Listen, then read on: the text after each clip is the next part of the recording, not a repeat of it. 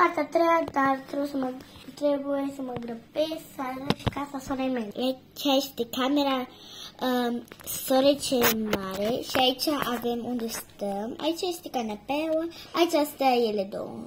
Adică cele mai bune prietene, adică verișoare. Aici avem baia, cum puteți vedea.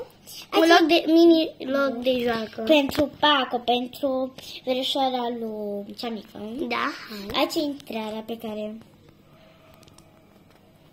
Spooky Halloween. Și aici avem două frigidere. Aici este dulce. Unul pentru dulce și unul pentru mâncare.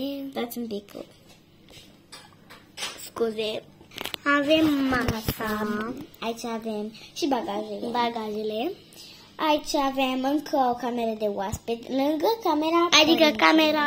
Adică camera de jucat pentru verișori. Aici este camera părinților și aici este balconul și atâta. Scuze că am întrerupt acest minunat vlog pentru o casă, dar chiar e minunată. Pa!